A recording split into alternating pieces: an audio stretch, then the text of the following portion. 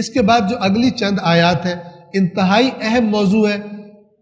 بنیادی طور پر یہودی علماء جو دنیا کا مال کھانے کے لیے اللہ کی کتاب کھول کر اپنی عوام کو بیان نہیں کرتے تھے اور اس کے بدلے میں تحریف شدہ باتیں بیان کرتے تھے تاکہ لوگوں سے مال کھا سکے، ان اگلی آیت میں قرآن نے فیصلہ کر دیا ہے ان کے لیے بھی اور قیامت تک کے لیے، اگر کوئی دین بتانے والا اللہ کی کتاب کو صاف صاف کھول کر بیان نہ کرے تاکہ لوگ کہیں ناراض نہ ہو جائیں اور لوگوں کو برا نہ لگے، اس کے لیے یہ آیات قیامت تک فائنل پیغام دے رہی ہے۔ 159 سے جو لوگ ہماری نازل کردہ واضح نشانیوں اور ہدایت کو چھپا لیتے ہیں باوجود اس کے کہ ہم نے کتاب میں انہیں لوگوں کے لیے کھول کر بیان کر دیا ہے، تو ایسے لوگوں پر اللہ اور دیگر لعنت کرنے والے سب لعنت کرتے ہیں۔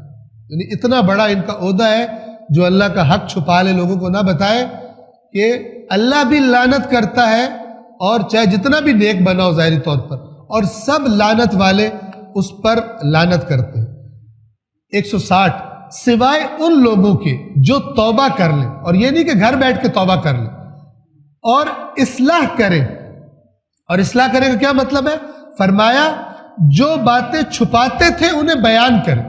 صاف صاف لوگوں کو بتائیں کہ ہم نے ابھی تک جو تم سے باتیں بتائی تھی غلط بتائی تھی، حق یہ ہے جو قرآن میں لکھا ہوا ہے، حق یہ ہے جو مثلا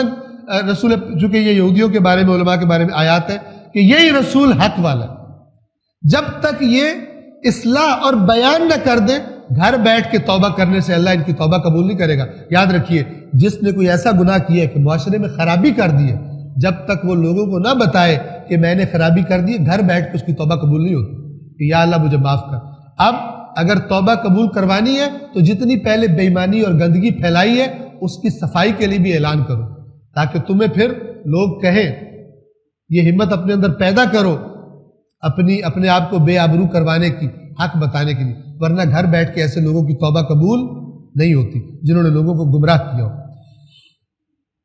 البتہ جو لوگ توبہ کر لیں اور اصلاح کر لیں اور جو چھپاتے تھے اسے بیان کر دیں تو میں ان کی توبہ قبول کروں گا، اور میں تو بڑا توبہ قبول کرنے والا، رحم کرنے والا ہوں۔ یعنی جیسے ہی کوئی بندہ واپس آنے کی ٹھان لے، خدا کھلی آغوش سے اس بندے کو قبول کرتا ہے اور کہتا ہے میں بہت زیادہ توبہ قبول کرنے والا ہوں، لیکن شرط یہ کہ تم واپس آؤ۔ 161 بے شک جن لوگوں نے کفر اختیار کیا، اب یہاں پہ کفر سے مراد اوپر والی آیات کی روشنی میں جنہوں نے حق کو چھپایا، رسول اللہ کو نہیں مانا تو ان کی نشانیوں کو چھپائے رکھا، یہ کفر اختیار کرنا ہے، اور اسی حالت میں مر گئے۔ جن لوگوں نے کفر اختیار کیا اور اسی حالت میں مر گئے جبکہ وہ کفار تھے، تو ان پر اللہ کی اور فرشتوں کی اور تمام انسانوں کی لعنت ہے، وہ ہمیشہ اس میں رہیں گے، نہ ان کے عذاب میں کوئی کمی ہوگی اور نہ ہی انہیں کوئی مہلت دی جائے گی کہ دوبارہ دنیا میں آ کے اپنی اصلاح کریں۔